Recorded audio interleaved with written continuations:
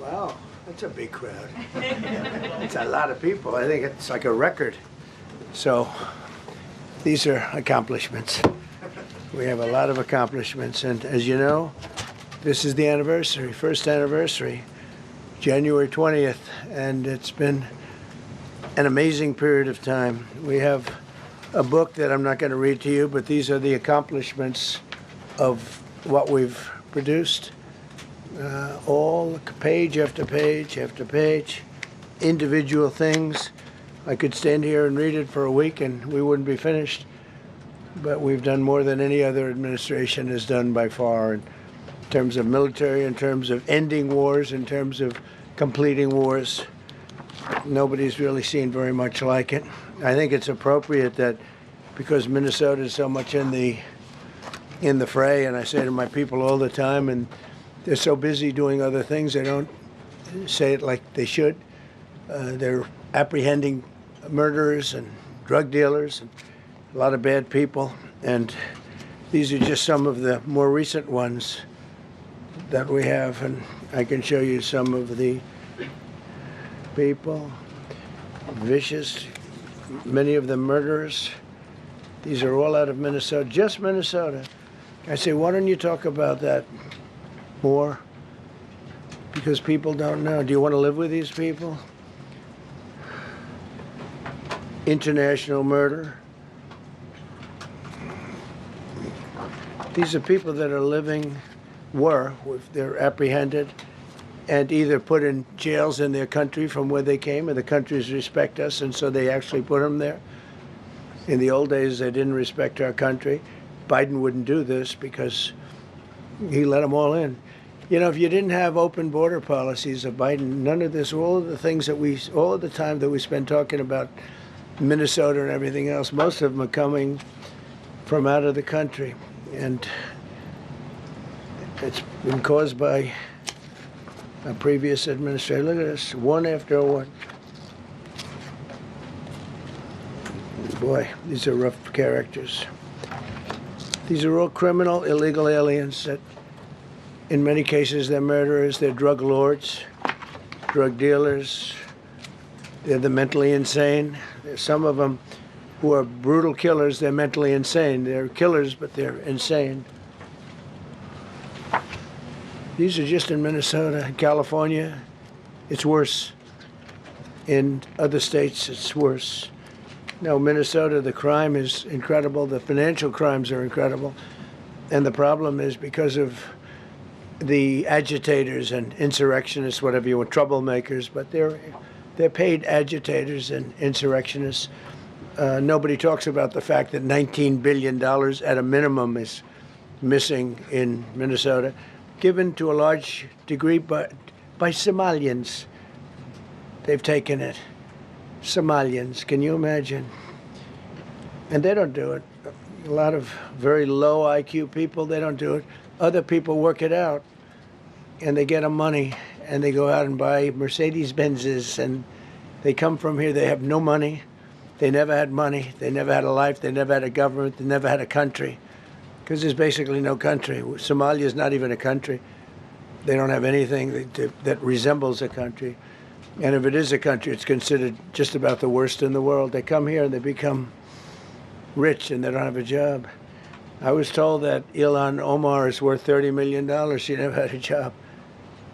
She's a crooked congressman. So here's another one. And I have, oh, by the way, we just took out, these are all what ICE is doing. And it's a dangerous job. These are rough people. Weapons. This one here is very bad.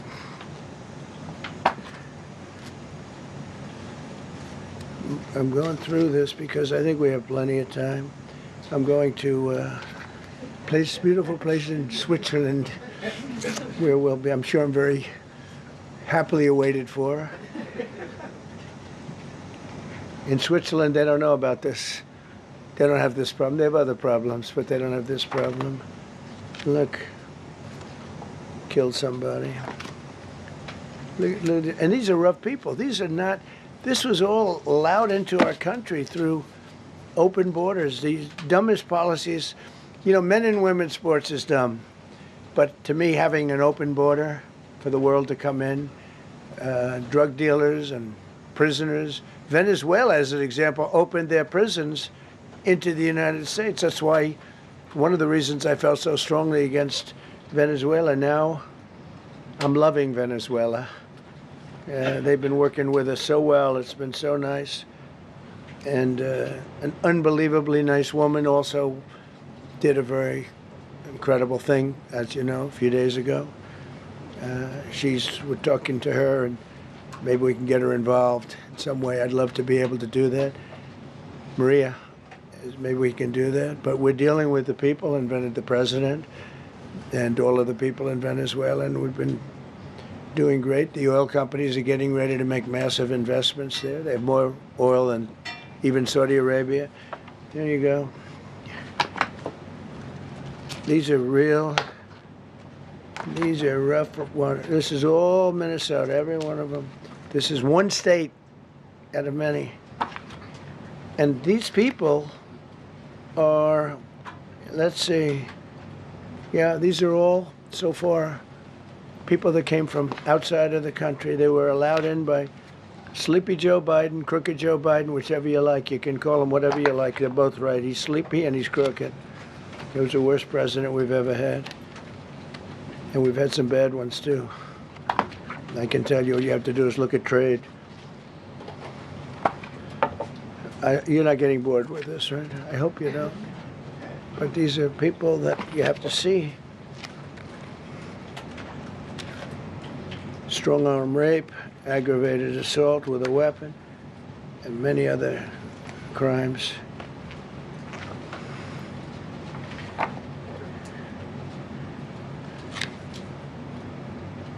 Gang member, known as one of the toughest people around. These are tough people. So this is what the people are trying to protect, because all ICE wants to do is get them out of our country, bring them to prisons and jails and mental institutions from where they came. That's all they want to do. They're patriots, and they have to be abused by guys like Don Lemon, who's a loser, lightweight. I saw him the way he walked in that church. It was terrible. I have such respect for that pastor. He was so calm. He was so nice. He was just accosted. What they did in that church was horrible yesterday. Look at it here. 24 convictions.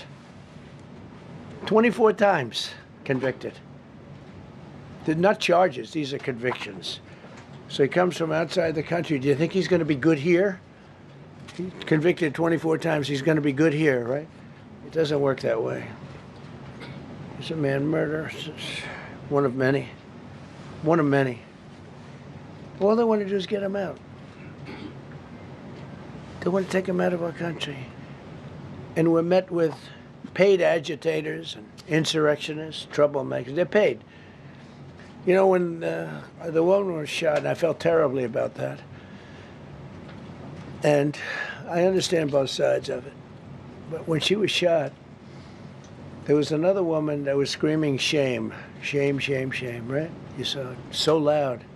She was like a professional opera singer. She was so loud and so professional. She wasn't a woman that was hurt, like, oh, my heart's injured. She was a professional. She's shame, shame. She's screaming shame, shame. I said, that's not a normal person. That's a professional. These are professional agitators and professional people that want to see our country do badly. But that's not happening because we have the hottest country anywhere in the world, despite this stuff. Look at this. All top of the line criminals. They're not going to be good. They're not going to be well behaved here. I could do thousands. We had over 3,000 in the last fairly short while. Just in Minnesota. What's the number, Carol? 10,000. 10,000. 10,000 criminals arrested in Minnesota alone. 10,000 criminals. And these are serious criminals. Now, how can a place with 10,000 criminals, how can you have a state? And yet they're fighting us. Yeah, I like that guy. Keeps nodding to me. You agree with me, I guess. I like him. I don't know who he is, but I like him. He keeps nodding. He says, "You're right." He's obviously a little on the right side, maybe. Look, these are rough ones. So this, we just took this off a stack. We have many stacks like this. Like, I could go 30 times what I'm showing you now.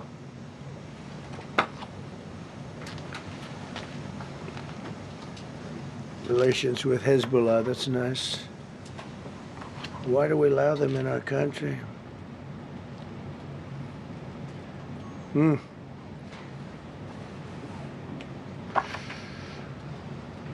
just looking at these charges. It's just pretty incredible. Many murderers, many murderers. People that murdered.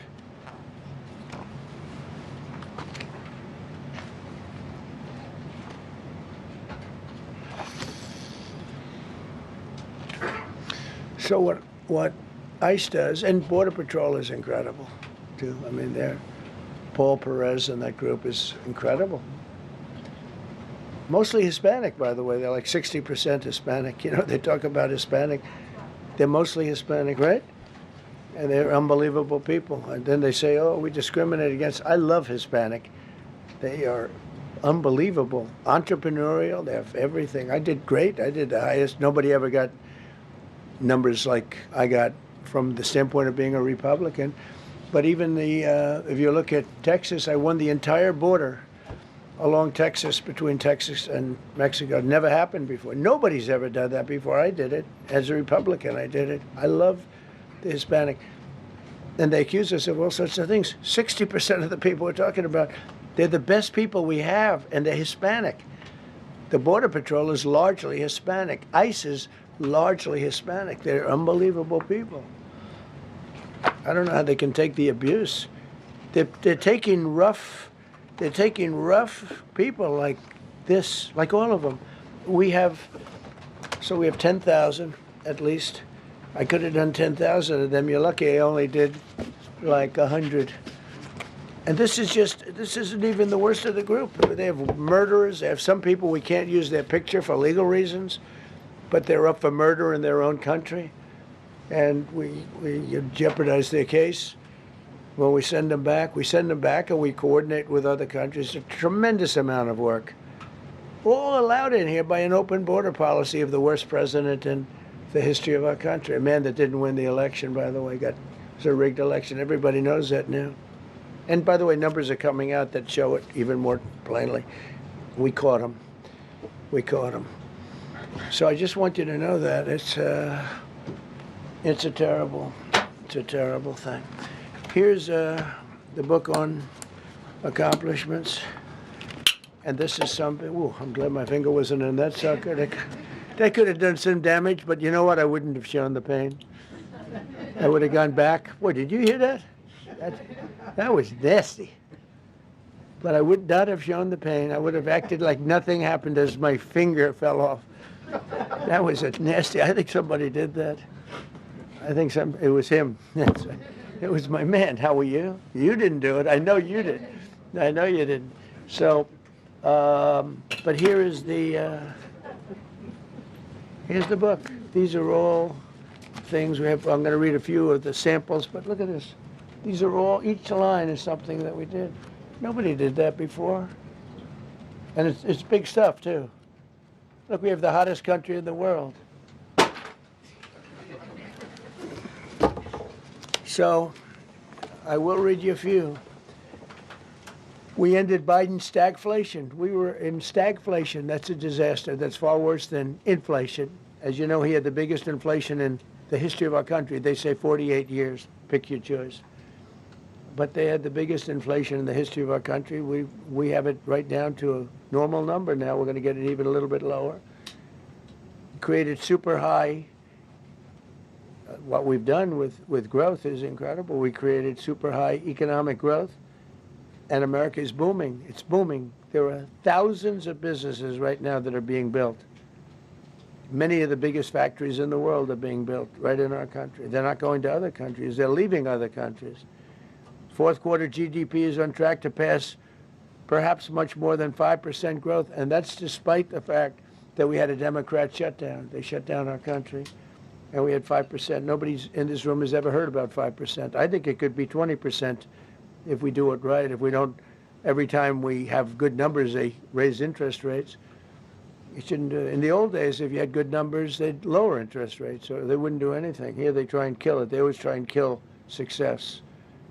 Over the last 20, 25 years, that's the way. In the old days, if you had good numbers, the market would go through the roof. Today, if you have good numbers, the market goes down.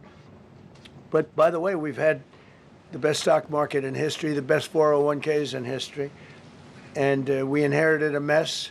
The numbers that we inherited were way up, and now we brought them, almost all of them, way down. We brought them way down. I mean, I'm not getting. Maybe I have the bad public relations people, but we're not getting it across. We inherited high numbers and we brought them way down. And look at gasoline. They have places in the country now $1.99 a gallon, $1.99, $2.30, $2.50. I guess the average now they're saying is $2.31. I mean, he was at $4.50 and $5 for periods of time, and he went back to the Trump formula, but he didn't do it properly, and he really went back to parts of it because you would have had $8 gasoline if they didn't, but he didn't do it properly. He had people that didn't know what they were doing. Core inflation for the last 3 months is 1.6%. 1.6. Their core inflation was so high that nobody could even calculate it. Under Biden, real incomes declined $3,000. Think of that, $3,000. That's a year. In 12 months, Trump real incomes went up by $2,000 and $3,000 and even in some cases $5,000. It's a tremendous difference. Stock market has set 52 all-time record highs during the course of the 11 months, because this was done on 11 months. Now we are actually officially 12 months as of today. 52 all-time record highs. That means 401ks did great. I have people see me all the time, policemen that guard us really well, and got to know them a little bit. And they said, "Sir, you're making me look so good. My 401k is through the roof. My wife thinks I'm the greatest genius, that I'm a financial genius, like Warren Buffett." He told me that. He said, I think they have better returns than Warren Buffett right now.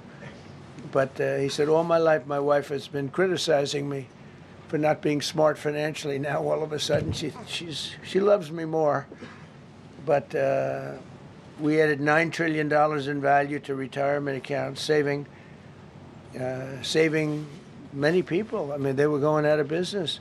Think of it. We added $9 trillion of value to retirement accounts, savings accounts, and 401ks. That's during the course of 12 months. And I think it's probably 11 months because I don't think they have it for the 12. They have it for the 11. Added $9 trillion of value. Lifted more than 1.2 million Americans off food stamps in 1 year. They would have had another 1.2 million. We would have had, welfare would have gone up. And instead of investing $18 trillion in our country, now it's probably more than that, but $18 trillion and having thousands of plants being built all over the country, you would have had thousands of plants closing all over the country, and you would have had disinvestment, and you would have had welfare going way up. You know, if you look at SNAP, take a look at SNAP, what happened with that? It was at $7 billion, and it came out to over $51 billion. Nobody has ever seen anything like it. The past administration, they had no clue. Or they were really bad, but they basically had no clue. But they did have a concept. I mean, they're still trying to sell the idea of men playing in women's sports. You saw that in the Supreme Court. I mean, some of those justices were fighting for them, too. They were fighting for them. But you saw that just the other day in the Supreme Court. Men playing in women's sport doesn't work. Secured a record-breaking $18 trillion in commitments for new investments. Apple, NVIDIA, SoftBank, Oracle, TSMC, Johnson & Johnson, Eli Lilly and Company, Micron, AstraZeneca, General Motors, Hyundai, Ford, Honda, GE Aerospace, many, many others. I left a Ford plant a week ago in Michigan that they were going to close 2 years ago, and now they just announced that they're going 24 hours around the clock making cars. Tariffs did it. I don't know what the Supreme Court's going to do. I think to me it reads so plainly. Couldn't be plainer. You're allowed to do a license. Tariff is probably less severe than what a license could be. But think of it. You're allowed to do a license, and then they have a clause at the end, something to the effect, or what is necessary, something to that effect. And what is necessary with tariffs. I don't know where there's a case even there, but we've taken in hundreds of billions of dollars, and if we lose that case, it's possible we're going to have to do the best we can in paying it back. I don't know how that's going to be done very easily without hurting a lot of people. But we're waiting for that case anxiously, and we have tremendous national security because of tariffs and tremendous income. You know, we have, and by the way, no inflation. So everyone said, oh, tariffs will cause inflation. We have no inflation. We have very little inflation. Biden had inflation, and he didn't do tariffs. We had a huge problem. We have a 62% reduction in our trade deficit. So if you had a 1% reduction, a normal president would have a 1%, 2% reduction. Everybody would be high-fiving. At a 62% reduction, next year we won't have a trade deficit. We secured most favored nations agreements to slash drug prices by as much. To me, I think this might be the biggest thing of all. We get zero talk about it. The New York Times had a story way in the back of the paper, a little story about it. I think it's the biggest thing there is when you talk about health care. Drug prices will go down more than ever before for any country because we were priced at such a level that we were subsidizing the entire world, big place in the world. We were paying 10, 12, 13 times more than other countries. 13 times more, not 13%, 13 times more. A pill that was selling in London for $10 would sell in New York for $130. It's 13 times. More than that even. But we secured most favored nations agreements to slash drug prices by as much as 300, 400, 500, and even 600%, including with Pfizer, AstraZeneca, Eli Lilly, Nova Nordisk, Gilead Sciences, EMD, Serenio, and many others. If you look at some of the prices that are coming down, where a price would come down $1,300 coming down to $87. Think of it. So something that was costing $1,300 is now costing $87. And the fake news doesn't want to write about it. That's why I do this. I don't like to do this, to be honest with you. But I do it because got to get the word out. We signed one big, beautiful bill. I call it the Great Big Beautiful Bill, delivering the largest tax cuts in history. No tax on tips, no tax on Social Security, no tax on overtime. We made interest on car loans tax deductible for U.S.-built automobiles only. So if you buy an automobile built in the United States, we're not doing it for Germany and Canada and different places. We're doing it only if it's built here. We want them to be built here. A lot of the Canadian auto plants are closing and they're moving into the United States. Same thing with Mexico, same thing with Germany, and same thing with Japan and other countries. They're moving into the United States because of tariffs, because they don't want to pay the tariffs. It's too much. They can't pay the tariffs. So they're coming here. Nothing different than what other smart countries did, but it works better for us. Under my leadership, it's not done properly, but it's done properly. We have, again, more plants being built than at any time in the history of our country.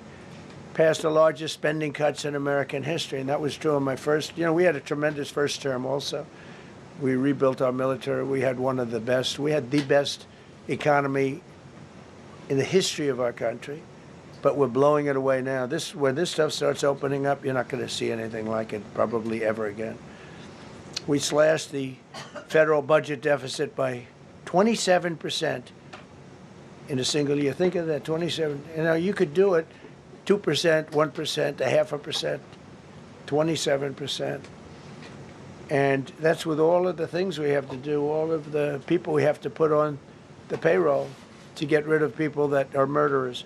Again, when you see people in Minnesota that are murderers, these people are fighting to keep them there. And I say to Christie and to Tom Homan, the great people, they're working so hard. Look at the border. The border is now secure. First time, Biden said you couldn't do it. You need legislation. I had no legislation. I said close the border.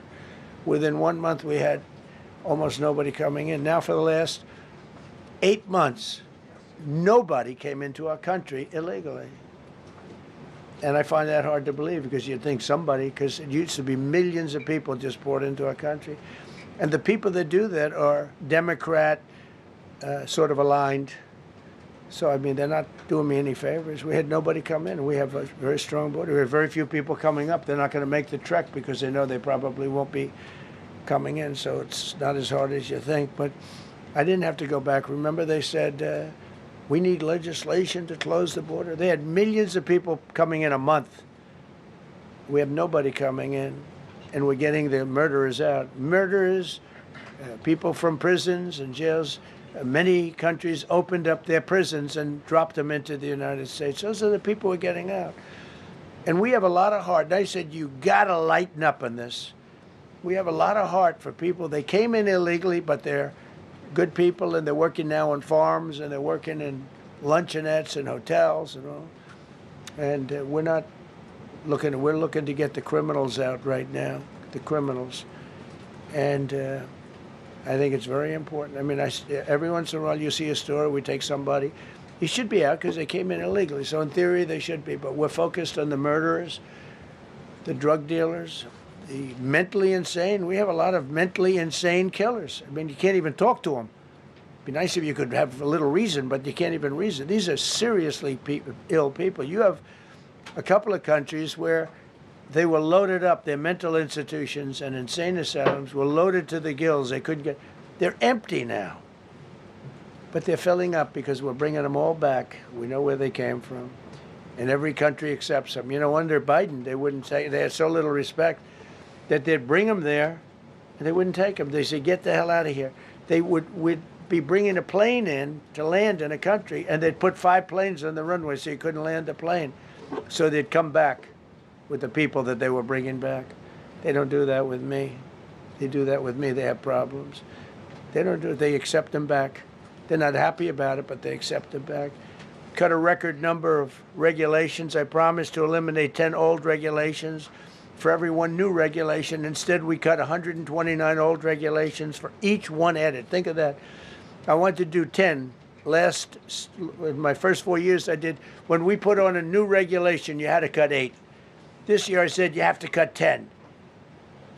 Instead, we cut 129. So every time, so far, can't remain like that, I don't imagine. I hope I can, because we have so much wasted regulation, stupid regulations.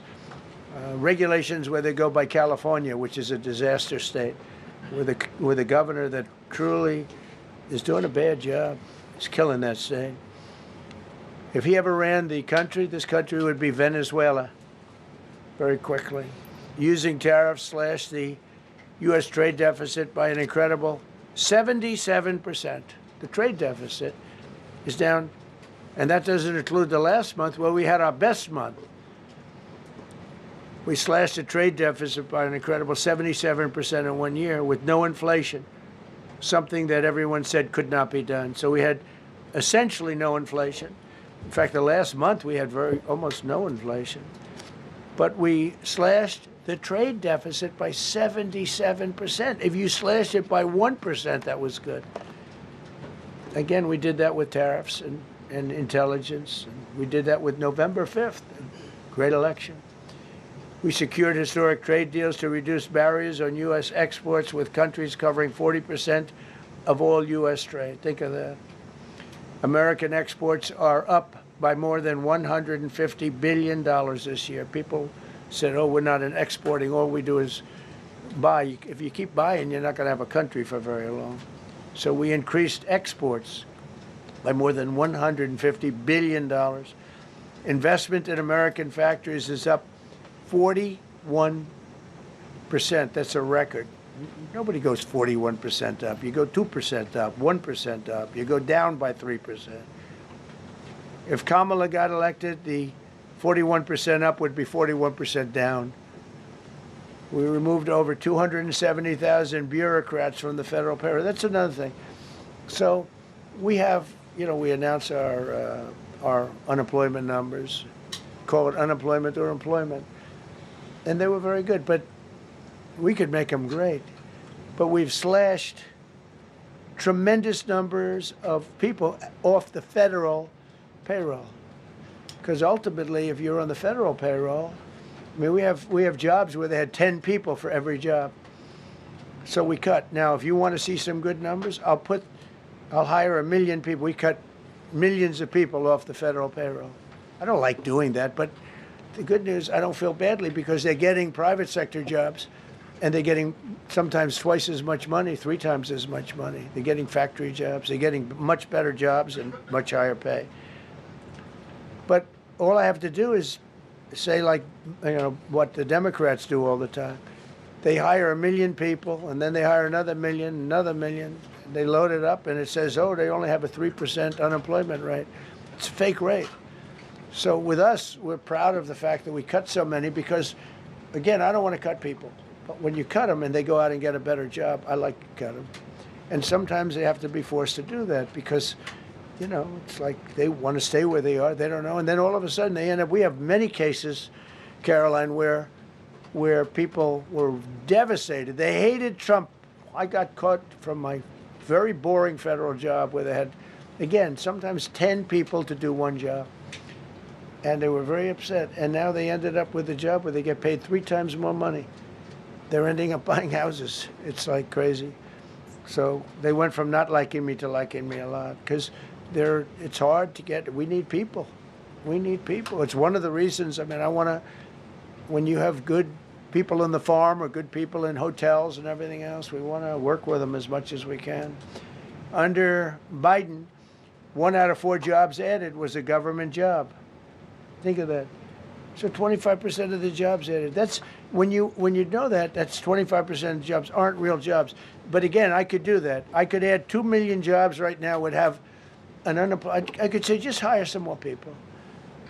I do the opposite. I say get rid of everybody that's unnecessary because that's the way you make America great again. When you have, all these jobs where people are sitting around doing nothing and they get a lot of money by the government, it's no good.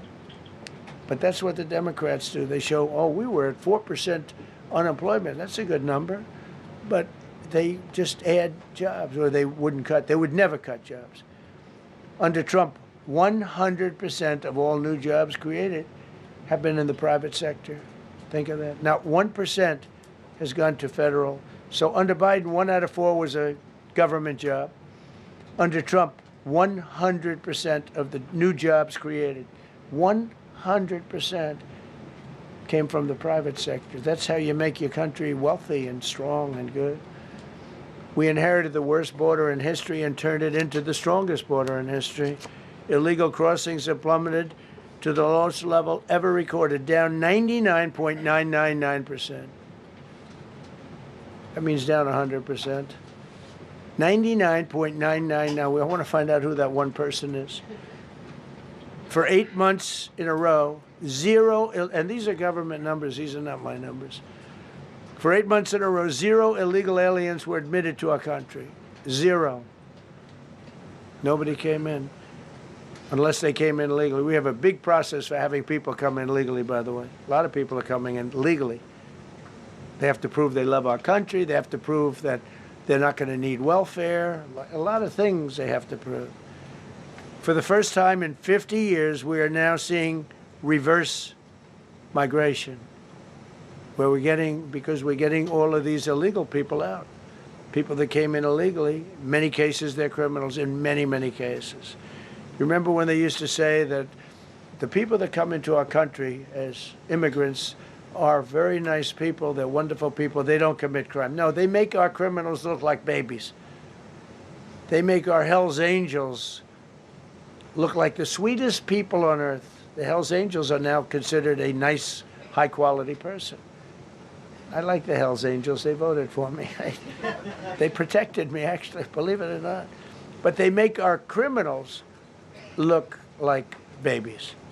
These are some of the most vicious people anywhere in the world. They came from the Congo. The prisons, I know the Congo because I ended the war with the Congo and Rwanda. Tough group, very tough group. They came from prisons in the Congo. Some of the toughest, meanest people you'll ever meet. Thank you very much. They allowed them to come into America.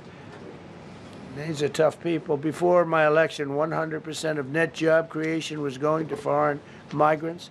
Since my inauguration, 100% of the net jobs created have gone to American-born citizens. That's a big thing. In other words, we're now taking care of our people. 100% of net jobs created have gone to the American-born people. Before that, we didn't care. Designated Tren de Aragua, MS-13, and the Mexican drug cartels as foreign terrorist organizations, and we've hit them hard. You've seen what we've done on the water. We're starting to do that on land. The land is much easier, actually. Water is incredible. We did that on the water so that when you do it on the land, they don't go to the water. Nobody's going into the boat business right now, I can tell you. 97% down drugs coming in by water. Think of it, 97%. Nobody ever heard of that before. They heard 2%, 1%. It went up 2%. 97, and we're looking for the 3%. Who the hell are the 3%? They're crazy. But we've taken out almost 100% of the drugs coming in by water. Now we're going to be very shortly starting drugs coming in by land. We know exactly where they're coming from. Remove tens of thousands of illegal alien gang members, drug dealers, murderers, child predators, human traffickers, fraudsters, savage criminals, and others. We removed them from our country. They're out. They're gone. In some cases, they're so dangerous that we put them in jail because we don't want to give them to their country. Their country doesn't do anything, and they end up coming back. We have some that they're so bad that we don't want to really release them. We want to put them in a jail where we know they're properly ensconced. Think of that. Remove tens of thousands of illegal alien gang members, drug dealers, murderers, child predators, human traffickers, fraudsters, and savage criminals. Why wouldn't you want them removed? The reason is because these are insurrectionists that are doing this work. And, you know, they're going to make mistakes sometimes. ICE is going to be too rough with somebody, or, you know, they're dealing with rough people. They're going to make a mistake sometimes. It can happen. We feel terribly. I felt horribly when I was told that the young woman who was had the tragedy. It's a tragedy. It's a horrible thing. Everybody would say, ICE would say the same thing. But when I learned her parents and her father in particular I hope he still is, but I don't know, was a tremendous Trump fan. He was all for Trump, loved Trump. And, you know, it's terrible. I was told that by a lot of people. They said, oh, he loves you. He was I hope he still feels that way. I don't know. It's a hard situation. But her father was a tremendous, and parents were tremendous Trump fans. It's so sad. It just happens. It's terrible. Halted all refugee admissions to the United States, including from Somalia, which is a terrible, terrible place, and other dangerous places. And we also stopped the pirates because they get the same treatment as the drug boats. So in Somalia, the Somalians, you know what they're good at? That's about the only thing they're good at is they're good at pirating ships at sea, big ships. So you have a huge oil tanker with millions of gallons, millions of barrels of oil.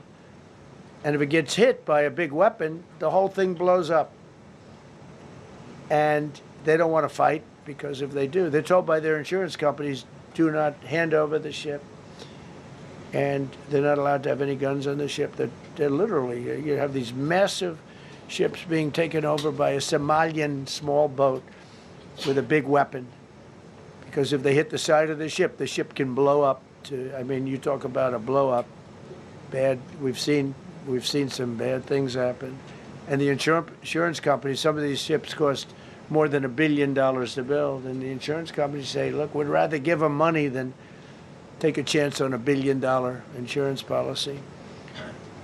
But they don't have to worry about it because we hit them the same way we hit the people with the drugs in their boat. They don't know what the hell happened. But all of a sudden, there are no pirates at sea. Do you notice? We haven't had a boat taken in a little while. Came out of Somalia, really corrupt place. It's not a country. They don't have government. They don't have anything. I always hate to see this. Ilan Omar, she comes from Somalia, a backward country, probably the worst country. They say it's the worst country in the world, if it's a country. I don't even think it's a country. There's no organization, no anything. They don't have police. They don't have military. They don't have anything. They just have people running around killing each other and trying to pirate ships. But she'll come here, comes, and then she wants to tell us how to run our country. The Constitution says that I am entitled to this. I can't stand her. Terminated all taxpayer-funded benefits for illegal aliens and kicked 275,000 illegals off of Social Security. They were illegally getting Social Security. 275,000 people. I'm telling you, it's not that this is pleasurable, but if I were an elected president, this country was going to be destroyed quickly, very quickly. I think within a year, if you had Kamala or a Joe type. I mean, Joe was a disaster, but if you had Kamala, he was the replacement. I was up by like 25 points on Joe, and they said, hey, let's get somebody else. This never happened. Well, I had so many firsts. You're leading somebody by a lot, and they say, oh, let's take him out, let's put somebody. That's like I said to Dana White the other night. I said, you know, Dana, it's like you have a fighter, two fighters, one guy is winning by a lot. And they say, oh, let's take this guy out, let's put a new fighter in the ring with him. That's what happened to me. I was doing great with Biden. The whole campaign was against Biden. All the money was spent against Biden, and all of a sudden I got Kamala. Everyone said, who the hell is she? But that didn't work out too well for them, but never happened before. We are about lots of firsts. Designated English as the official language of the United States of America. We did that very powerfully.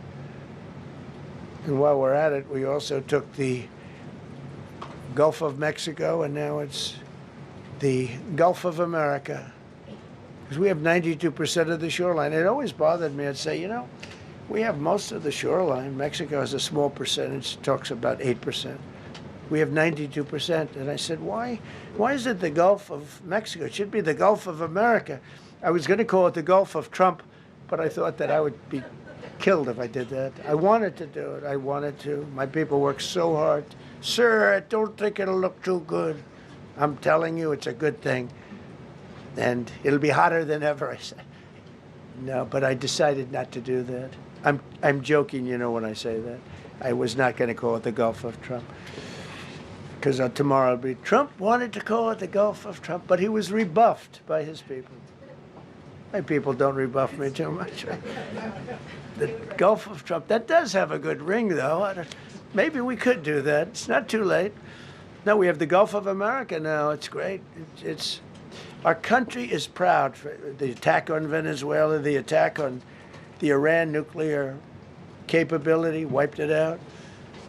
I mean, first administration, Soleimani, the father of the roadside bomb, al-Baghdadi, the father of ISIS, who was rebuilding ISIS. We wiped them out. Done a great job. Signed an order that will end birthright citizenship for children of illegal migrants. You know, that case is in court right now. That case was meant for the children of slaves. All you have to do is look at the years. Look at the years where the cases were filed and where the decisions were made. They were right at the end of the Civil War.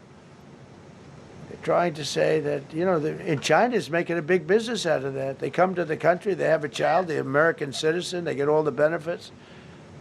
It had nothing to do with that. That was for the children of slaves.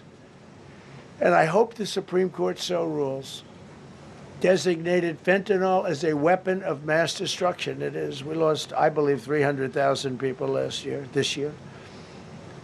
300,000 people. That's like filling up one of those big football stadiums 5 times. It's not even believable. I mean, you could be in a war and you wouldn't lose that many people. So we designated fentanyl a weapon of mass destruction. Conducted numerous successful military strikes against narco-terrorists operating in our hemisphere, including the water strikes. Drugs brought in by ocean. So I told you that we're down by, I mean, close to 100%. It's hard to get somebody to pilot those boats. Very hard. They have to be people that don't watch television, don't read the news. And we just blew up their facility. They had a docking facility where the drugs were stored. And now we have a great relationship with Venezuela. We're getting along fantastically with the leadership in Venezuela, so we wouldn't have to do that. This was done before the attack. But we captured and brought to justice the outlaw dictator of Venezuela, Nicolas Maduro, who, through drugs, killed millions of people in our country. Tremendous drug dealer. Also sent millions of people into our country, including Tren de Aragua, the worst gang. They say it's the worst gang in the world. They took over parts of Colorado. They just take the apartment building. They just took it away. Just took it away like we're here. They cut the hand off one man because he called the police. Who called the police? I did. You took my apartment from me. Boom, no hand. This is what they sent us. Restoring law and order, new category. D.C. and Memphis, federal task forces deployed massive numbers of federal law enforcement officers and National Guard to restore safety. Crime down in D.C. is almost down to nothing. D.C. was a very, very dangerous place, and I think you probably know better than I do. I have a lot of people in the media thanked me for that, but some of them found it hard to thank me. But, you know, D.C. is now, look how beautiful. D.C. is now, you can walk right from here to a restaurant, right through the center of town. You can be with your child, with your loved one, with your lover. Your lover's not going to be killed anymore, so you can act like a real lover. But you can walk right through the middle of the town, and D.C. is beautiful again, too, you know. You notice we took all the fences down, almost all, the rest are coming down. We got the graffiti all off. National Guard's been amazing. You know, we didn't tell them to do that. That's not their job description. But they were picking up garbage and everything. They were great. And I don't know, to me, a town, it looks better when you have military people. These are big, strong guys, bad guys. Look at them and they say, we're not going to mess around. But what they don't know is that we took over 2,000 people permanently out of D.C. These were career criminals. But I feel much better seeing those people there. I went in a couple of times and had dinner in D.C. I walked right down the middle of the street. I felt very safe. A year ago, I couldn't have done that. I would have been crazy to have done that. And Secret Service wouldn't let me do it. They weren't thrilled anyway, I will tell you. It wasn't like they were thrilled, but we did it, and it was great. But D.C. is a great thing. We have virtually no crime in D.C. anymore. And before we did this move, and we could do the same thing with Chicago. You know, we brought Chicago down 25%, even though we just had a minimal crew there. We brought Wisconsin down. We brought Minnesota down, way down, even though everything's a fight, you know, because they want to keep those people that are lying on the floor. They want to keep those people in Minnesota, but they really don't. I don't think the real people of Minnesota, it's a very corrupt place, and the elections are totally corrupt. I feel I won it all 3 times. Nobody's won that state since Richard Nixon. It's a rigged state. And the Somalians vote as one group, even if they're not citizens, and they vote as one group, and, you know, you get 600,000 votes against you. They all ought to get the hell out of here. They're bad for our country.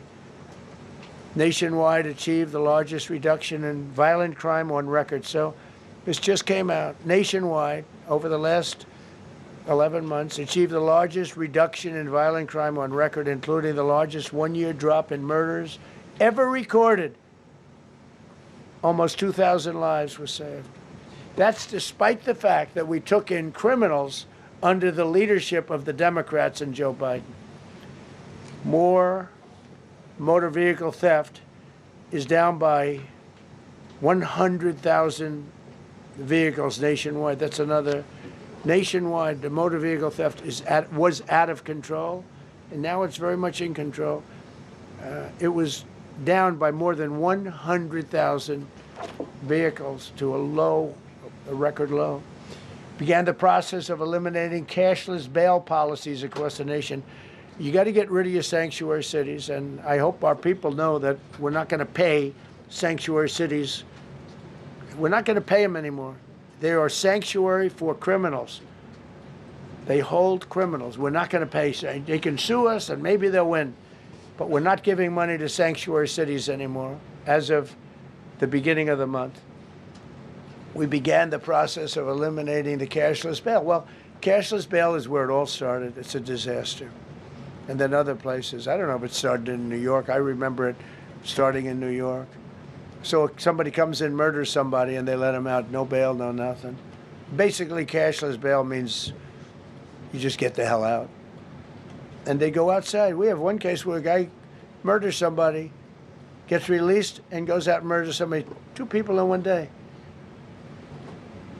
No, we got to get rid of cashless bail. They got to pay, got to have bail.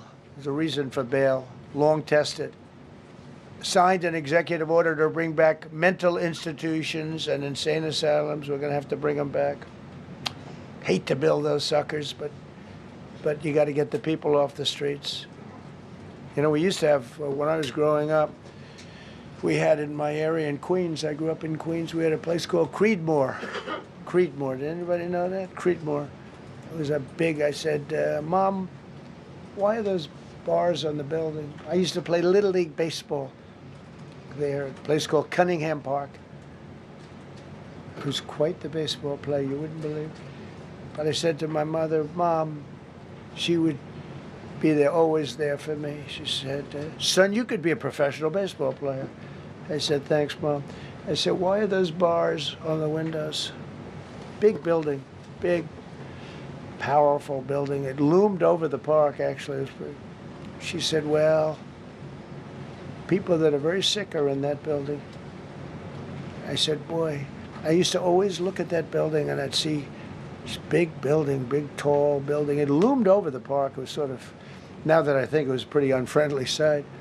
But I'll never forget, I don't know if it's still there, because they got rid of most of them, you know, the Democrats in New York, they took them down, and the people live on the streets now. That's why you have a lot of the people in California and other places, they live in the streets. They took the mental institutions down. They're expensive. But I'd say, why does that building have those bars? Boy, it wasn't normal. You know, you're used to looking at like a window.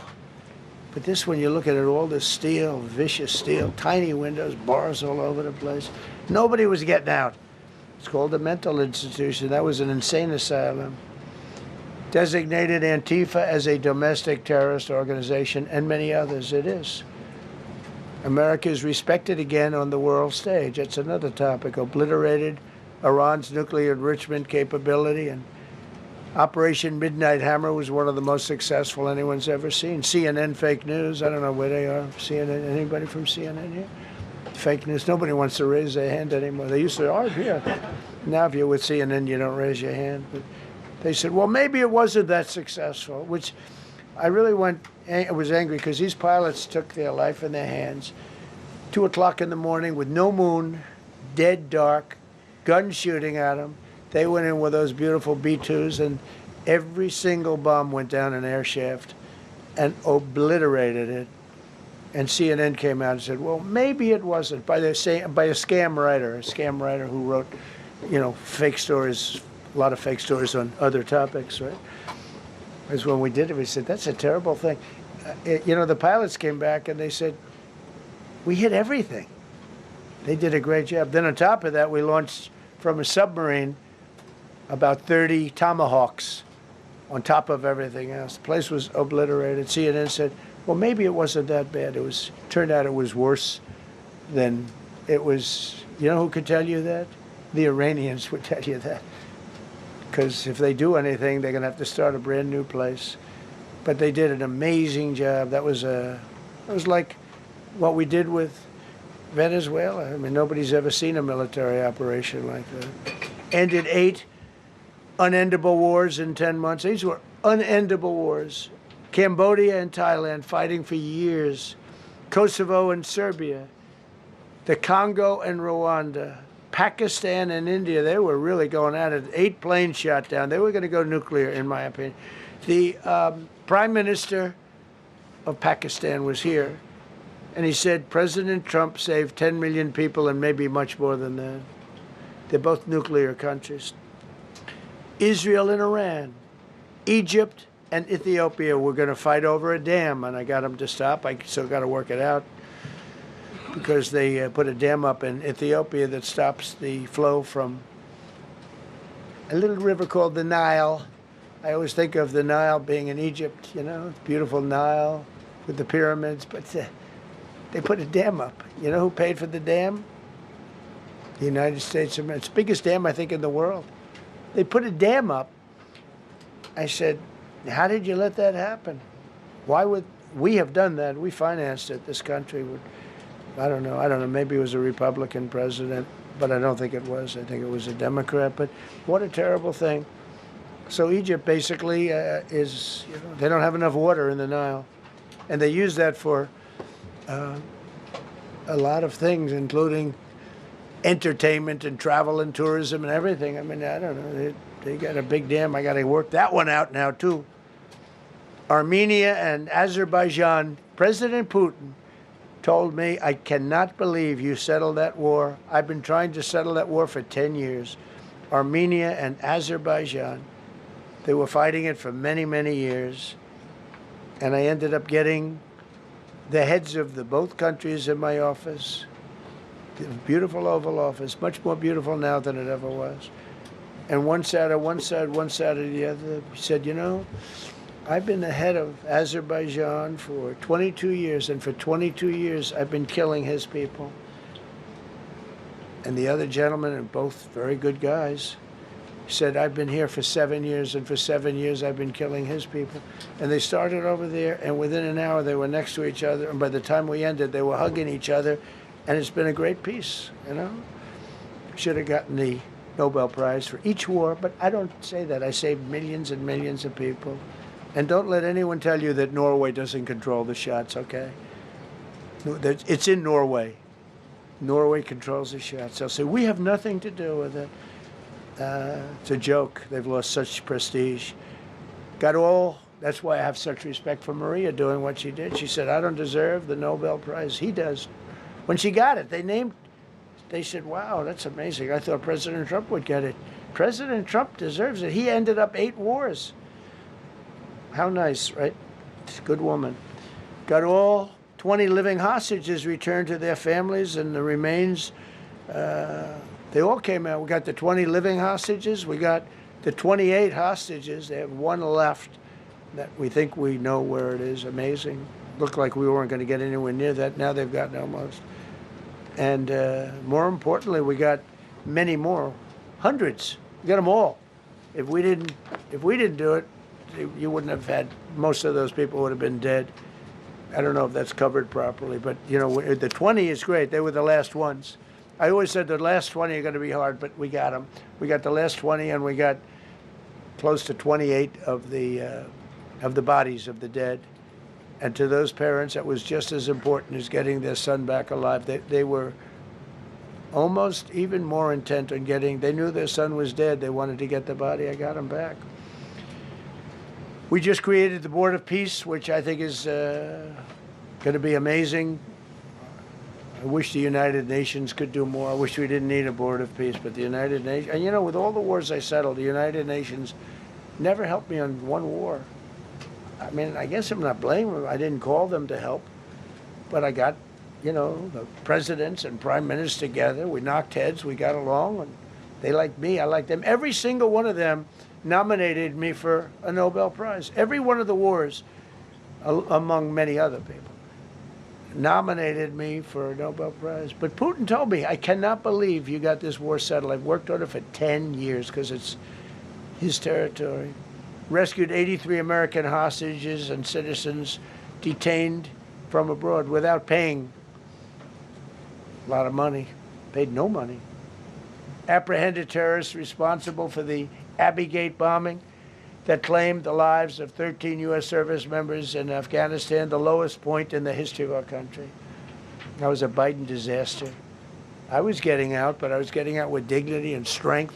We were the boss. Oh, we were the boss. They wouldn't do a thing against us. And this very stupid person got in, and what a shame.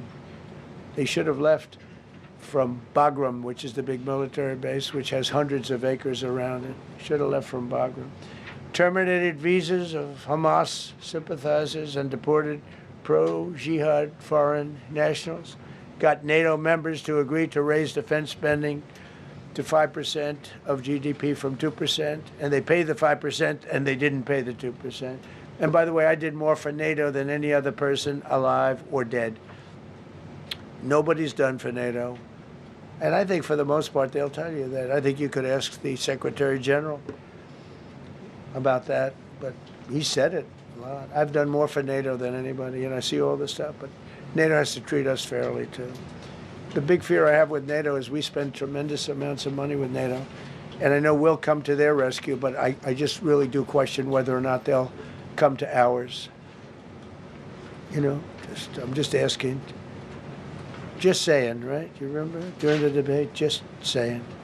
Signed $1 trillion investment in U.S. military. And next year, we hopefully will go to a $1.5 trillion. We're building battleships that are 100 times more powerful than the battleships of World War II, which are the big, beautiful, those big, beautiful things with the guns. I said, what about bringing them out of dry dock? They said, sir, what we're building will blow them away. Think of it. These ships are 100 times more powerful than the battleships that you see on Victory at Sea. Do you ever see Victory at Sea? What a great thing that is to watch. Renamed the Department of Defense into the Department of War, which everyone loves, by the way. Signed landmark critical minerals deals with Australia, Malaysia, Thailand, Ukraine, Japan, and many others. We're going to have so much rare earth. It's actually not that rare. Getting it processed is rare, but there's a lot of rare earth. There's a lot of earth around, I can tell you. Withdrew from the corrupt World Health Organization, where we were paying hundreds of millions of dollars a year. So we were paying $500 million a year, and China was paying $37 million a year. I said, why aren't we paying the same as China? They said, well, nobody asked. I said, China's got 1.4 billion people. We have 350 million, probably, with all the illegals, you know. China probably knows more accurately.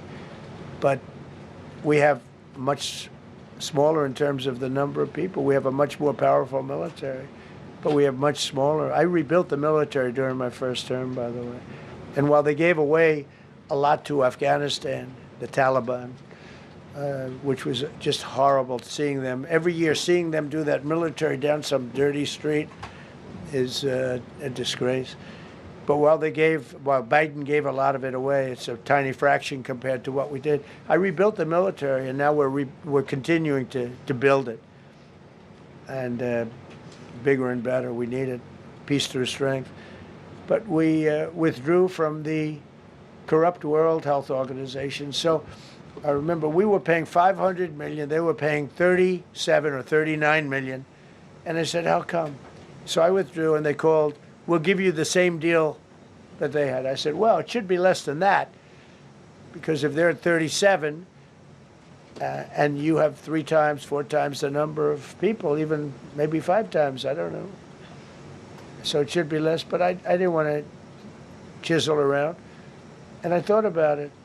So I could have taken 500 million to 37, and everybody knew it. I chose not to do it because it was actually very popular when I got out, because they were terrible.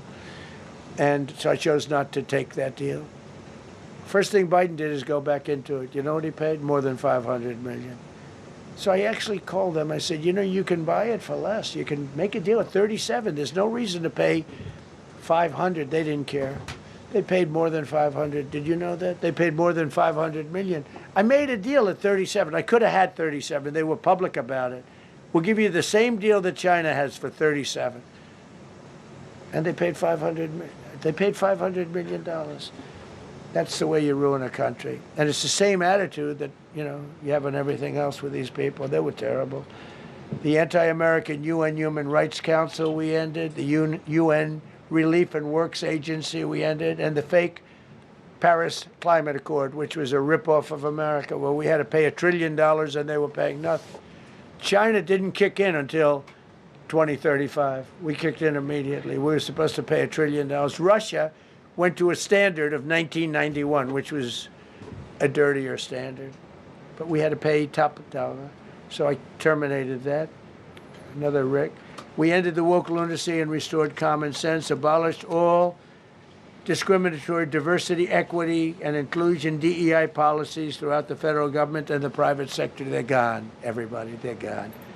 Terrible. Terminated the Green New Scam and ended the insane electric vehicle mandate. I love electric vehicles. That caused me a little problem with a man named Elon. But he understands, and he's a good guy. We get along. But I said, Elon, we can't have all electric cars. We just can't do it. I like the electric cars. I like his car. But in particular, I like his car.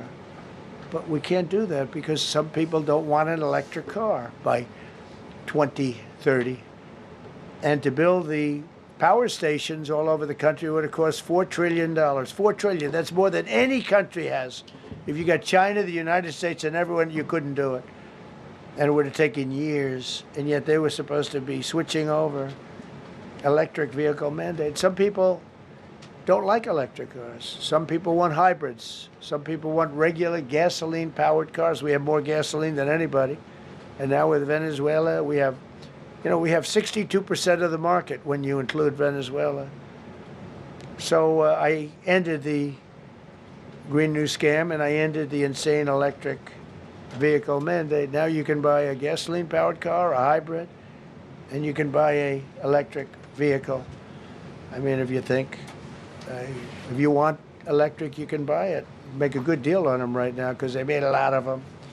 Permanently stopped Joe Biden's ridiculous CAFE standards. That's having to do with the environment, so ridiculous. Canceled the EPA's absurd, totally absurd, tailpipe emission standard, which made you spend hundreds of thousands. It made for hundreds of thousands of cars. The numbers, the cost numbers were incredible that the consumer has to pay. Imposed 25% tariff on all foreign automobiles and 100% tariff on Chinese cars, which don't come into the country because of tariffs. Only because of tariffs. We didn't have tariffs, you wouldn't have any car. We have now more car factories being built in the United States than ever before because of tariffs.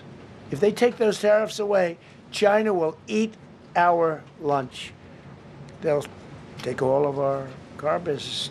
Now, there's another way of doing it, but it's more cumbersome, et cetera, et cetera. I don't want to scare you, but it's much more cumbersome, not as good for national security as this.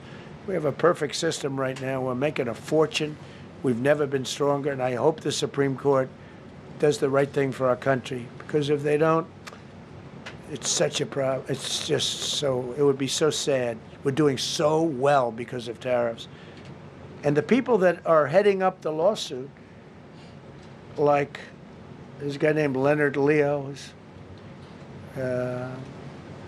bad guy, and people that are very China-oriented and foreign car-oriented and foreign business-oriented, but in particular China, they're suing to get rid of tariffs because they don't want tariffs, like Coke. Coke has businesses outside of the United States. If you have them outside, you don't want tariffs. But because of tariffs, they treat us well. Without tariffs, they would treat us very badly. As you saw for many years, they respect us more now than they ever have respected us, by a lot.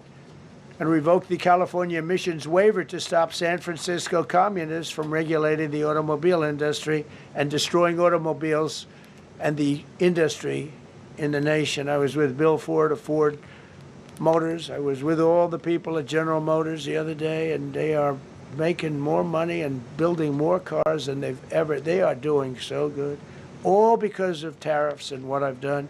And they're building their plants all in the United States. Reopened Anwar for drilling. That's a big deal. Launched a massive Alaskan pipeline project to export natural gas to Asia. We made a deal with South Korea and with Japan that gives us money, the likes of which nobody's ever seen before. Signed executive orders to end Biden's war on coal and put, I say, clean, beautiful coal. I never say the word coal. It has to be preceded by the words clean, beautiful coal. And put miners back to work. The miners love Trump. I think I got 100% of their vote. We banned transgenders from the military. We don't want transgender in the military. Ordered reinstatement of patriots expelled from our military with full back pay. So we had some people that were terminated, and they're coming back into our military. Fired the woke boards of visitors at our military service academies. The boards of visitors were run by radical left, maybe communists, maybe not, but they were still heavily radical left, and they were bad for us. Signed an executive order to remove anti-American propaganda from federal museums and national parks. Required the federal employees to return to work in person or be fired. We don't want them sitting in their home on their bed working. We want them in an office that we're paying for in Washington, D.C., or wherever it may be. And we've largely taken care of that mess. That was crazy.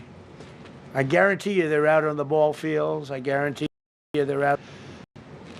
And you can't run a country or a company that way. I think it's happening even so with countries and companies.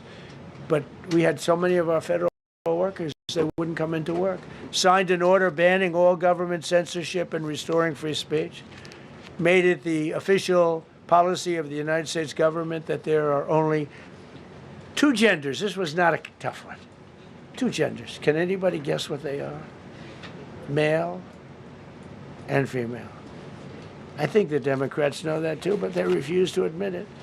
Ban the use of puberty blockers, hormone injections, and other chemical and surgical mutilation of children. Can you imagine saying this 15 years ago? That we banned the use of puberty blockers, hormone injections, and other chemical and surgical mutilation of our children. You know, when I say it, do I have to say that? I actually asked my people today, yes, sir, because that's where the country went. Banned men from playing in women's sports. Big Supreme Court case on that. I mean, I can't believe it. Some of the justices were fighting hard for men to be able to play in women's sports, a couple of them. I can't imagine it, but I think anybody that rules that way should lose a lot of credibility. But we banned men from playing in women's sports. All you have to do is look at the records, look at weightlifting records, look at swimming records, look at track and field. It's not fair. It's very demeaning to women. Banned transgender ideology and critical race theory from our schools. Secured unprecedented settlements with Brown University, Columbia University, and many other colleges, including the University of Pennsylvania, where I went, the great old Wharton School of Finance. To restore fairness and merit, we're working with Harvard right now. They've been very anti-Semitic. Terrible what they've done. And we'll see what happens. I hear we have a deal, but who the hell knows with them? They have a lawyer that wants to show how hot he is. Ended taxpayer-funded student loan forgiveness for radical left and anti-American activists. Can you believe it? Began the process of abolishing the Federal Department of Education and returning education back to the states. And Linda McMahon is doing a fantastic job. Ended Joe Biden's weaponization of our government and removed his hand-picked radical left Marxist prosecutors from the Department of Justice, like deranged Jack Smith. He's a sick son of a bitch. They gave me the worst of the worst. And here I am. How did that happen? How did that happen? He's a sick guy, and Letitia James is sick, and Alvin Bragg is sick. They're sick people. and others. Fani, you can't call Fanny. She doesn't like it. She wants to be called Fani. Fani Willis. I won. Can you imagine putting somebody through that? And then if I suggest that somebody may be guilty of a terrible crime, oh, he's weaponizing government. Trump is weaponizing government. It's terrible. Can you imagine? They say to me about weaponize, I don't weaponize anything. But what they did to me, nobody ever went through what I went through. And here I am in a place called the White House. It's a beautiful place. Who would have thought, right? Signed legislation to cut all taxpayer funding to woke and biased NPR and PBS. And they're sort of gone now, I guess. I heard they closed up. They were terrible. They were so unfair. They were so terrible. Officially reinstated Columbus Day. I like the name Columbus Day. The Italian people are very happy about it. Remember, when you go to the voting booths, I reinstated Columbus Day. That was an easy one. Christopher Columbus. Cut Social Security wait times by 50%, serve 65% more Social Security recipients by phone, and are on track to doubling the service and performance compared to the Biden administration. We're 2.5 to 3 times better and faster. Slash VA claims backlog to the lowest number ever recorded. Created Trump accounts starting with $1,000 for every newborn baby. This is something that's become so popular. And I give Mr. and Mrs. Michael Dell Computer, who put in $6.25 billion, started with nothing. And he actually invested all that money to give to kids so that when they grow up, they have an account that might be worth a lot of money. It'll be riding with the markets. And, you know, they can, at 20 years old, 21 years old, they could have $100,000. They could have a lot of money. That's going to be amazing. But I give a lot of credit to Mr. and Mrs. Michael Dell. Signed AI executive order to ensure the United States dominates the future of artificial intelligence. So we're leading China. We're leading the whole world. We're producing more electricity than we ever have because I'm allowing every one of those plants to build their own electric facility. We're giving them very, very fast approvals, unlike Los Angeles with the fire. So the federal government, I want to give a lot of credit to Lee Zeldin. The hardest approval for the 20,000 houses or more that burned down in Los Angeles because they didn't have the water. They didn't allow the water to come down from the Pacific Northwest. They routed the water into the Pacific Ocean. So we had no water there. No, he had. I would say open up the water. Open it up to the governor, to the mayor. They didn't want to do it. They wanted to protect a tiny little fish that's, you know, I said, how can you have a fish when you don't have any water? It was just an excuse, I guess. But it's amazing. We took 20,000 houses, and Lee Zeldin, the toughest permit is from the federal government. Within 2 weeks, every single permit was given to the people to build their houses. Then you have the incompetent mayor of Los Angeles. He's neutral, who decided to go to Africa during the fire. So you have this incompetent mayor, and I had it out with her the night when I got, right after the fire, I went there. She said, we're working on it so that we can have everybody starting to build within 2 or 3 years. Remember that? I said, you mean 2 or 3 days?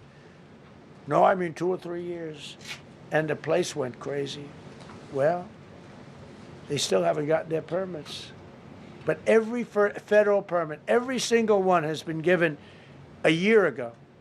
And Lee Zeldin has done a great job. And he's done a great job in the approval of all these big plants and factories and all of the electricity that they're creating for themselves. I said to Zuckerberg, I said to all of them, I said to Jeff Bezos, I said to everybody. Mark Zuckerberg couldn't believe it. He said, you know, where are we going to get all the electricity? Because you need double the electricity that the country currently makes just to fire up those big plants. I said, well, nobody can do that. So what we're going to do is let you make your own electricity. Nobody believed it. And I said, we're going to get you fast permits. So we get them within 2 weeks. and they're coming up with some of the most incredible electric plants you've ever seen.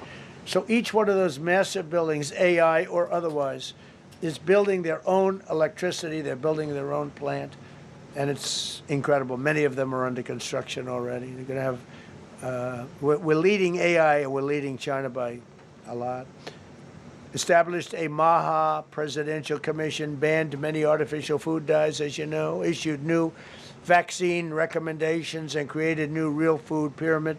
And Bobby and Dr. Oz have been incredible. Provided $12 billion in aid for American farmers. Just gave them $12 billion in aid because they got screwed by other nations. And the number of drug dealers have fallen every single month since I took office. Drug dealers are way down in the United States, and that's a small version of what's sitting right there. That's just a small version. We took a country that was dead, and it's the hottest country in the world right now, and that's after 1 year. So let's go. That's a lot of people. All right, please. Yeah, go ahead. Thank you so much, Mr. President. I have two questions for you. One, do you want your Board of Peace to replace the UN? Well, it might. I mean, the UN just hasn't been very helpful. I'm a big fan of the UN potential, but it has never lived up to its potential. The UN should have settled every one of the wars that I settled. I never went to them. I never even thought to go to them. They should be able to settle those wars. They don't. I believe you got to let the UN continue because the potential is so great. And I wonder, Mr. President, you invited Lula from Brazil to be part of the Board of Peace. I did.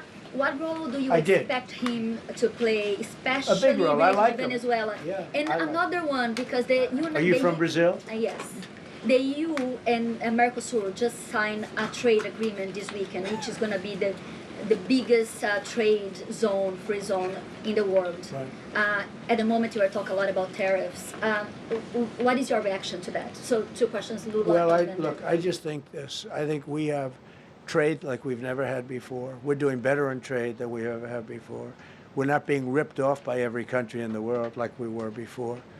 We're doing numbers that nobody's ever thought possible. We're the richest we ever were.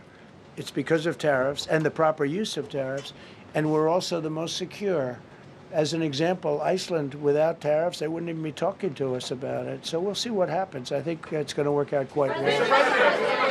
Yeah, right behind. Thank you, Mr. President. How would you characterize your relationship with Emmanuel Macron and Keir Starmer right now? And have you spoken to them since your Truth Social post last No, I night? haven't, but I think I get along very well with them. I mean, they always treat me well. They get a little bit rough when they're, when I'm not around. But when I'm around, they treat me very nicely. And, I like both of them. They're both liberal. They've got to straighten out their countries. You can't, London is having a lot of problems. And if you look at Paris, got a lot of problems. They have two problems, immigration and energy. They got to stop with the windmills, and they got to go back like UK has an unbelievable asset called the North Sea. Norway uses it, makes a fortune. They have a better section of it, and they don't do it. They could straighten out their countries, and it would be good. But I get along very well with them. Yeah, go ahead. You told Norway's prime minister. Are you from Norway? No. You look like you would be from Norway. She looks like she's from Norway.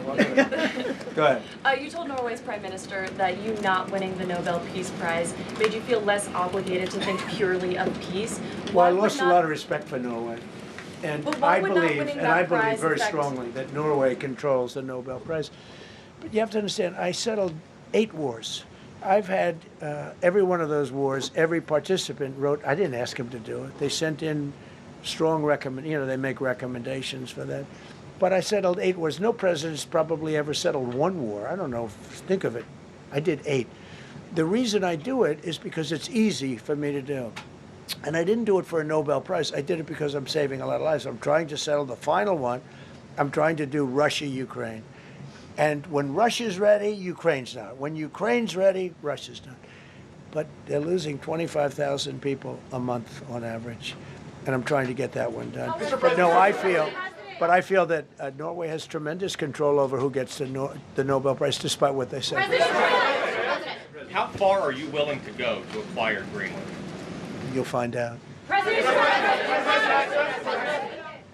President, Kevin Hassett has said that those $2,000 tariff rebate checks would be up to Congress to decide whether or not to disperse that. Do you agree with Kevin Hassett on that, or do you think you can do that unilaterally? No, I don't think we would have to go the Congress route, but we'll find out. The reason we're even talking about it is that we have so much money coming in from tariffs that we'll be able to issue at least a $2,000 dividend and also pay down debt for the country. But we'd do a $2,000 dividend to the people of our country. We would probably set a limit of, income limit where it made sense. But we will be able to make a very substantial dividend to the people of our country. I believe we can do that without Congress. Last night on Truth Social, you said that the British plan to hand the base at Diego Garcia over to Mauritius and then rent it back was an act of great stupidity. Previously, you've backed that deal. Is it now your position that the deal should not go ahead? I think that they, when they originally were going to do it, they were talking about doing some concept of ownership. But now they're looking to essentially just do a lease and sell it. And I'm against that. It's a reasonably nothing like Greenland, but it's a reasonably important area of the globe. Not to anywhere near Greenland, but I think they should keep it. I don't know why they're doing it. Do they need money? Mr. President, with your support to the Syrian government, most probably you avoided another civil war and a bloodshed in Syria, especially after the fall of the regime. I did a good job. And, the Syrian government, the last 2 weeks, had to use some force to implement its force on specific areas. And well, with to keep the prisoners, the terrorist prisoners, which are some of the worst in the world, at bay. So they were able to keep that. He's working very hard. The president of Syria is working very, very hard. Strong guy, tough guy, pretty rough resume. But you're not going to put a choir boy in there and, get the job done. I spoke with him yesterday because we were talking about the prisons and, what was going on. We have some of the worst terrorists in the world in those prisons, and he's watching them. Syria. Mr. President, Gavin Newsom is going to be at Davos if he's not already there. You're probably going to run into him. I presume that this is for him to raise his platform for 2028, but what do you anticipate his foreign policy platform is going to be? I don't know. I mean, I don't know that he's going to be the nominee. I know this. I had a very good relationship with Gavin Newsom when we were, in office together. I was president. He was the governor of California. We had he would talk about it often, and somewhere we just went astray. I just hate the way California is being run. We actually have people leaving. It's never happened before, but I hate the way it's being run. He and I had a very good relationship, really close to the word exceptional, but now we seem not to. President Trump, you spoke earlier. Mr. President, you've been hearing from allies. Thank you. Thank you so much, President Trump. Kara Castanova from Lindell TV, and you spoke earlier about the 2020 election. Now that Maduro is in U.S. custody and he was criminally charged, has any more information emerged that you could share with us regarding Venezuelan election software and Venezuelan ties to tampering with the 2020 election? And would you consider speaking to Maduro personally in prison in New York to get some answers on Venezuela's involvement with the 2020 election? No, I don't think I would be doing that. I think my lawyers would be very unhappy if I did. Yeah, they've learned some things. Please. What happens to the tariff threat to Greenland if the Supreme Court comes out and rules against you on the tariffs? And well, I'll have to use something else. I mean, are look. you willing to use force? Take a look at the word license. Take a look at other things. I mean, we have other alternatives. But what we're doing now is the best, the strongest, the fastest, the easiest, the least complicated. Sir, if you move ahead with the Greenland-related tariffs on Europe, you secured almost $1 trillion of commitments from them to invest in the United States. Does that go kaput out the window if that happens? I doubt it. Look, they need that agreement very badly with us. They really do. They fought very hard to get it. So I doubt that, but we'll see what happens. We have a lot of meetings scheduled on Greenland. I'm leaving tonight, as you know, for Davos. And we have a lot of meetings scheduled on Greenland. And I think things are going to work out pretty well, actually. And so Thank you, Mr. President. Could you still go to Paris for the G7 emergency meeting as offered by President Macron? No, I wouldn't do that.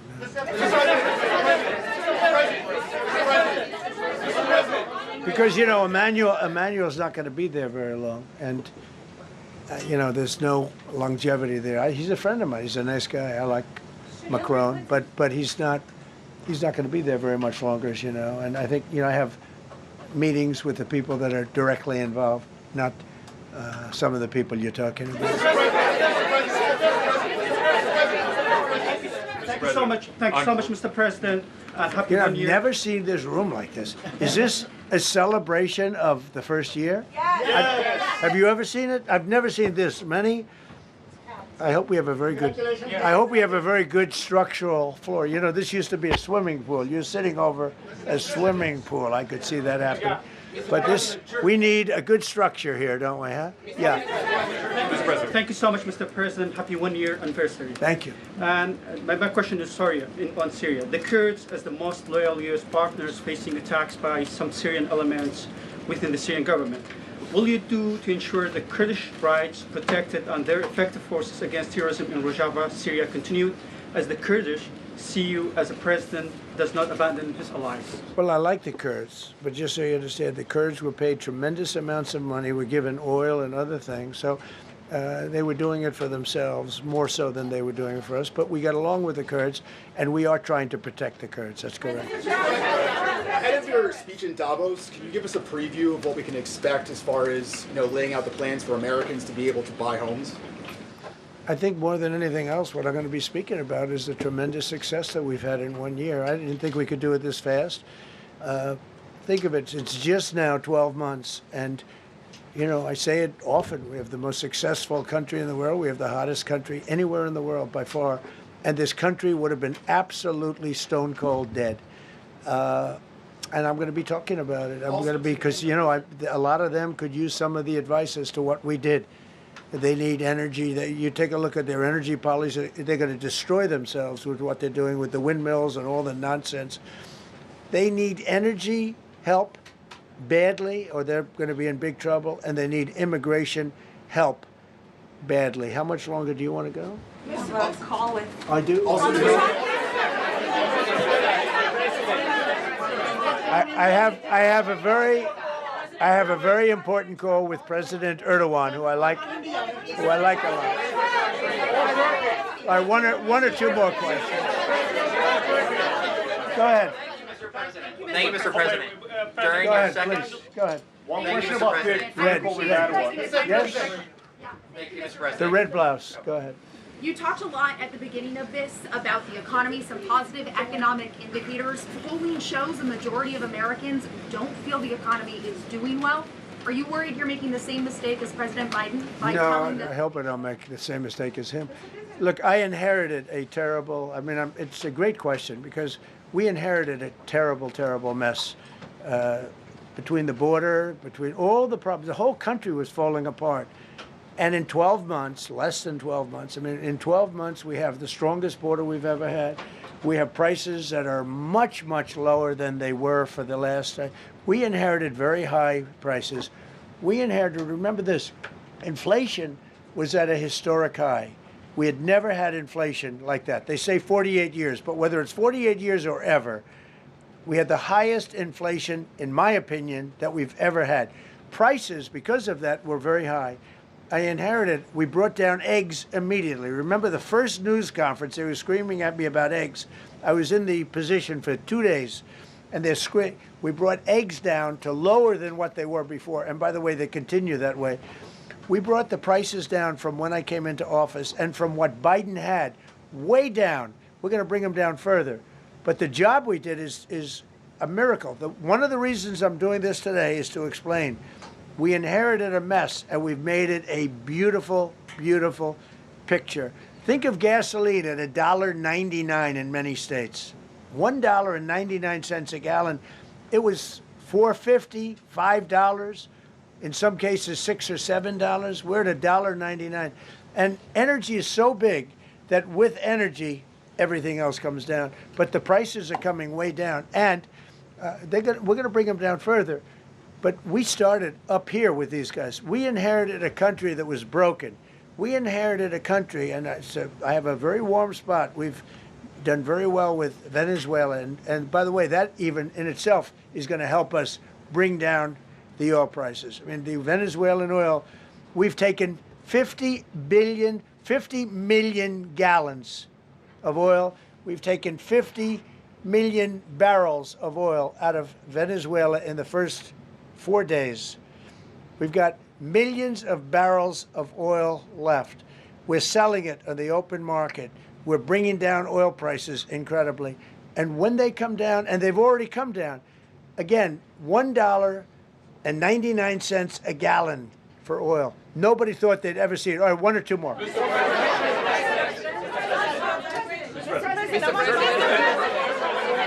ahead, go, yes. President, Yes. I want to ask you about Iran. Is the military option still on the table? And can you assure us that the killing in Iran has stopped? And when regard to the Peace Council, which members have to pay $1 billion? So with Iran, are you from Iran? No, I cover the White House. Where are you from? I'm Palestinian American. So with Iran, they were going to hang 837 people. And I let them be known that, and we let them know that if that happens, that will be a very bad day for them. And they decided not to do it. They didn't hang the people. I can't tell you what's going to happen in the future, but supposedly they've taken that off the table. But they were going to, last week, they were going to hang on Thursday or Wednesday. They were going to hang, I think, 837 people. And they didn't hang anybody. So we're just going to have to see what happens with Iran. Is the military option off the table?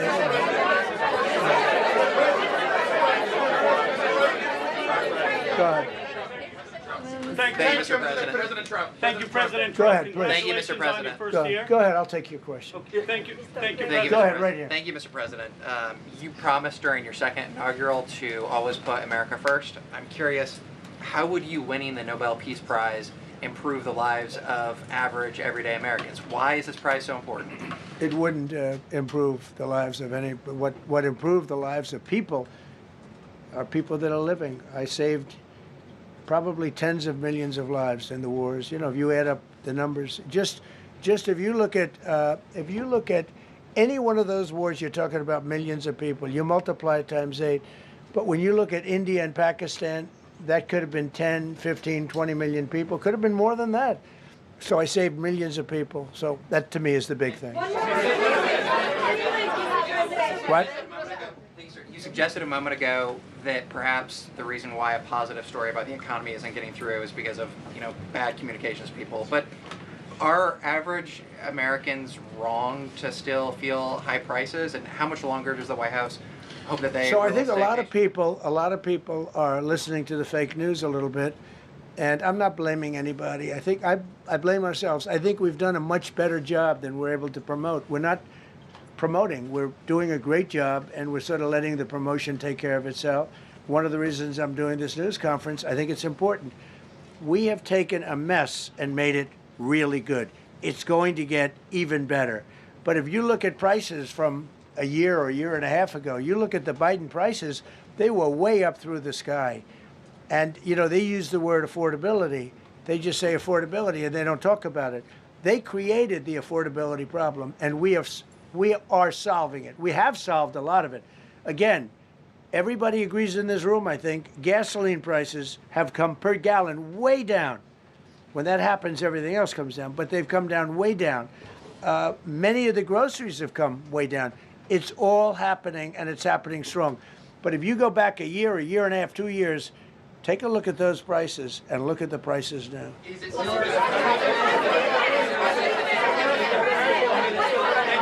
Mr. President, on Venezuela, you made a condition. Where are you from? I'm from Spain. Nice place. Thank you. You made a condition that the political prisoners should be freed. It seems that they are not being as fast as they promised in the beginning. Would that be an issue for the current government? They've agreed that they're going to let, I guess, most of them out. Or depends on what they did. But they have released a lot of. Released a lot of political prisoners in Venezuela. Mr. President, earlier on last year, you had mentioned, you had indicated that you wanted to take back the Panama Canal. I know we've heard a lot about Greenland. Is that still on the table? I don't want to tell you that. Sort of. I must say, sort of. That's sort of it. Okay, one more. Yes, blonde, blue. Yes, go ahead, ma'am. Go ahead with the blue, holding the computer. If a consequence of your determination to take control of Greenland is the ultimate breakup of the NATO alliance, is that a price you're willing to pay? You mean the breakup of it's very the interesting. NATO alliance? So I think something's going to happen that's going to be very good for everybody. Nobody's done more for NATO than I have, as I said before, in every way. Getting them to go up to 5% of GDP was something that nobody thought was possible, and pay. At 2% they weren't paying. At 5% they are paying. And they're buying a lot of things from us, and they're giving them, I guess, to Ukraine. That's up to them, but they're giving them to whoever they're giving them to, but they're buying a lot. I think that we will work something out where NATO is going to be very happy and where we're going to be very happy. But we need it for security purposes. We need it for national security and even world security. It's very important. How about it? Thank you very much. First of all, last year you told me that you believe that the reason you won the election is because God put you in this place so that you could save the world. Looking back 1 year, do you feel like God is proud of the effort that you've put in? I do, actually. I think God is very proud of the job I've done. And that includes for religion. You know, we're protecting a lot of people that are being killed. Christians and Jewish people, and lots of people are being protected by me that wouldn't be protected by another type of president. No, I think a lot of people are very proud of the job we've done. We've had an amazing year. This has been one of the greatest years. Even some people that wouldn't necessarily love me instinctively, they're saying this was an incredible year. We've had an incredible year economically. Look at our border. Our border was a disaster. People poured. It was an invasion into our country of a lot of very bad people. Good people too, but a lot of very bad people from prisons and drug dealers and gangs and horrible people, murderers, thousands and thousands of murderers allowed into our country. And we now have the strongest border of any country. There's probably not a country, I guess North Korea has a pretty strong border, by the way, but there's not a country in the world that has a border like we do. And we took it from the worst border. We had the worst border in the world. Now we have one of the strongest borders in the world. One more question. You said you're confident something's going to get worked out in Greenland, but Greenlanders have made it clear they don't want to be part of the U.S. Well, what gives the U.S. the right to take away that spoken. self-determination? When I speak to them, I'm sure they'll be thrilled. Mr. President, are you committed to keeping the U.S. in NATO? I've had such a good relationship. I've made it so much better, so much stronger. It's so good now. NATO is so much stronger now. I don't agree with a lot of the things they've done, but that was done before I got there. I think NATO's been good. Sometimes it's overrated, sometimes it's not. But we have a strong NATO. When I came here, we had a weak NATO. We had a NATO at 2%, and they weren't paying. You had a nothing NATO. NATO's, whether you like it or not, it's only as good as we are. If NATO doesn't have us, NATO is not very strong. Thank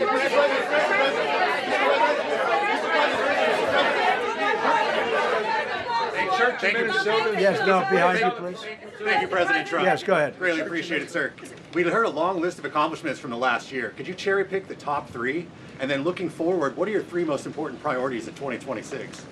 So I think the building of a really powerful military has been a great achievement, and that would include the Venezuela thing. That would include the attack on Iran and the wiping out of the nuclear threat. I think that's been really amazing what we've done militarily. I think what we've done in business has been incredible. We have $18 trillion coming in. Plants are being built all over. Thousands of plants are being built all over the country. 18 trillion is a record. No country has ever come anywhere even close to that. I think that's a record. And I think that most favored nations for drugs is something that nobody thought they'd be able to get. Tariffs helped me there because the nations would have never gone along with it if I wasn't able to say If you don't go along with it, we're going to put a 10 or a 15 or a 20% tariff on your nation. And they went along. And our drug prices are going to come down at numbers never even seen before, never even thought possible before. So those would be three things. Thank you. Thank you all very much. Thank you very much. How much did you pay for Greenland, sir? How was the game?